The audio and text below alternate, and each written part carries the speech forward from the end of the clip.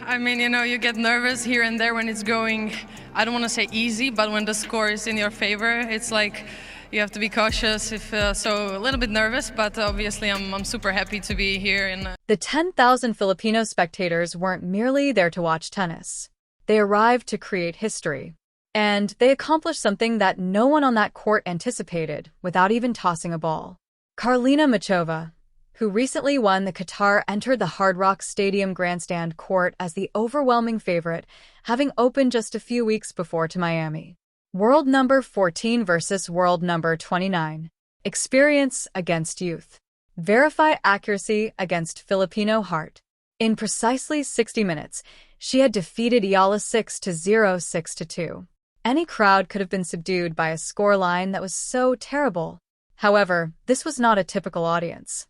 After that last point, Muchova stood there with her racket in hand in front of thousands of heartbroken but supportive Filipino fans, and it truly made her feel something she hadn't anticipated: music. Walking onto the court. She was unable to conceal it during her post-match interview. Even though Alex Eala had already lost, her supporters managed to win the room. If you are fascinated by moments like these, you should subscribe immediately, since we discover the perspectives that others overlook.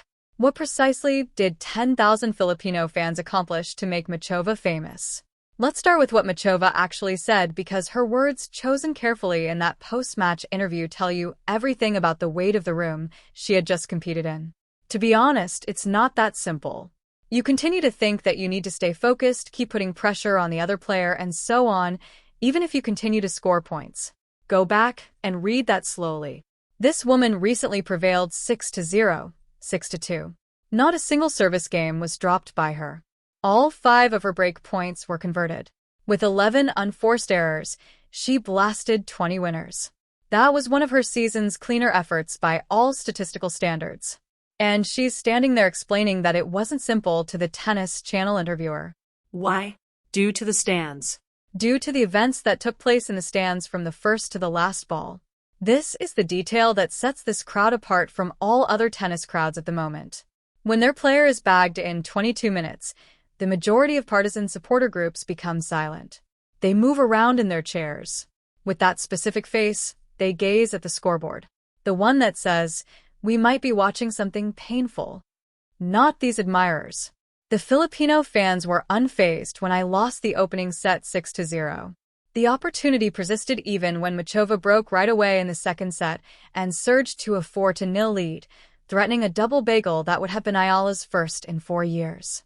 From the stands filled with Philippine flags, fan club shirts, and supporters who had come especially to Miami to be in that building, Lean Alex repeatedly battles Alex.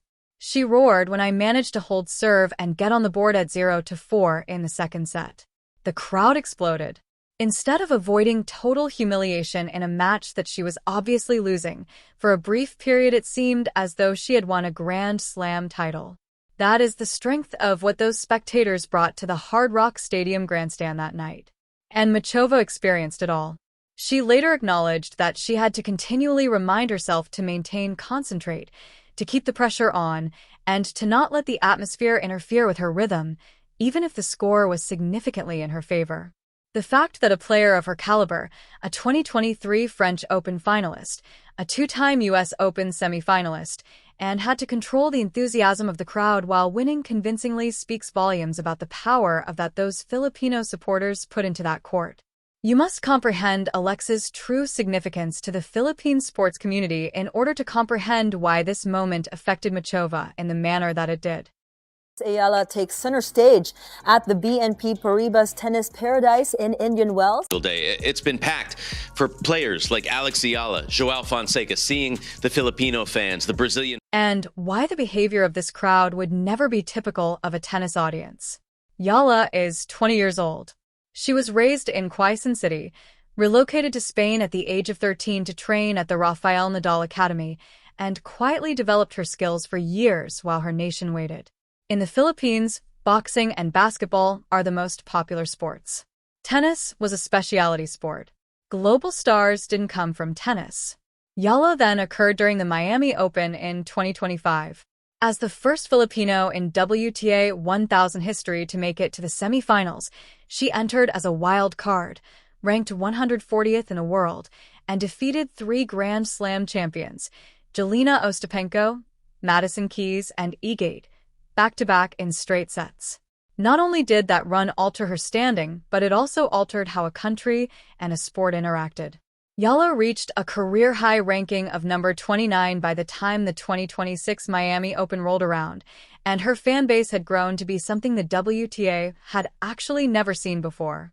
Just 2 months prior, her court was filled with spectators at the 2026 Australian Open, and hundreds were turned away at the gate. Alicia Parks, her opponent, freely acknowledged that she lost the opening set 6-0 because the audience shook her so much. The phrase began to be used by other players, television commentators, and tennis forums. Everywhere Eala performed, the Filipino supporters transformed neutral grounds into her home courts. The only thing that made Miami unique was its size. Hard Rock Stadium can accommodate it. This felt more like a national event than a tennis match because of the massive turnout from South Florida's Filipino-American community, one of the biggest in the country. Eala lost terribly, and this is where the story takes a turn that particularly affected Mucha. Since becoming a professional in 2020, the Philippine sports media has referred to this phenomenon as the Czech curse, which has resulted in a horrific 0-13.13 matches versus Czech athletes. One does not win, 0 does. Furthermore, this was not a tight defeat that could be explained away by music. This was Mucha's masterclass. The kind of performance where, on that specific night, the difference in tactical accuracy and expertise was just too great to overcome. Eala didn't run away from it. She was straightforward and calm during her press conference following the game. I certainly didn't perform to the best of my abilities, but her performance obviously played a significant role. I could have done a better job with a few details. Regarding the injury wrap on her left thigh, there are no justifications. Just an honest self-evaluation from a 20-year-old who had just been dismantled on the court where she had earned her reputation a year prior, without any pretense.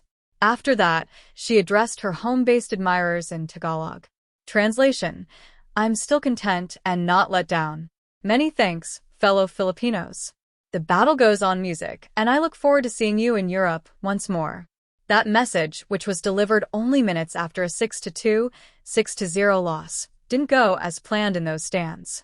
There was no alcohol and no obvious annoyance aimed at Eala. Rather, the audience responded with prolonged cheers that apparently persisted long after she had left the court. And that's when the story changed from a match outcome to something much more relatable. Muchova remained on the court. It reached her ears. This is a story that merits accuracy rather than hyperbole, so let's be exact. At the net, Muchova did not break down in tears. What transpired was more nuanced and, in many respects, more musical, revealing.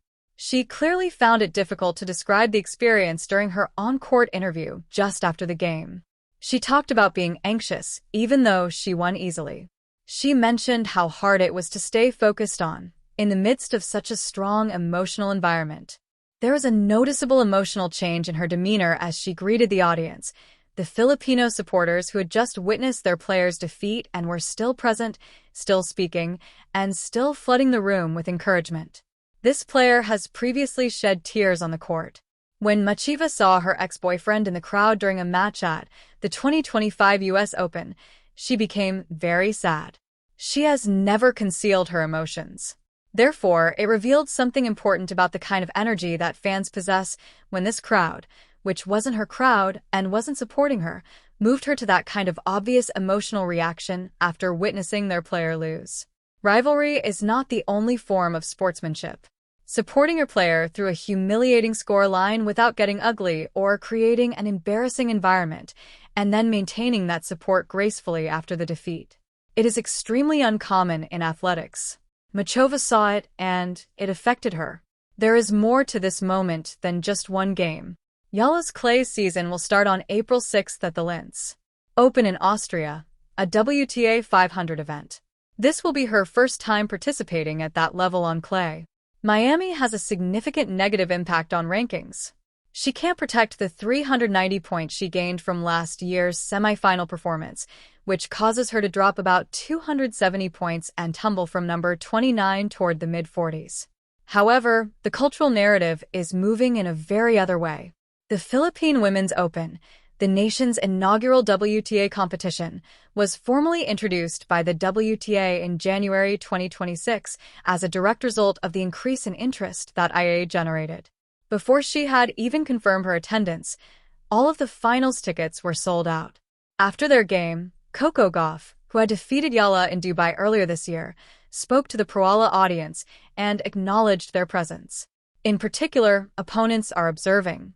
Directors of tournaments are observing. Even the WTA is observing.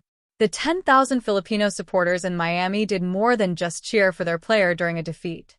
They showed what true unconditional sporting loyalty looks like in front of one of the top players in music. The match was won by Muchova. Something else totally was won by the fans.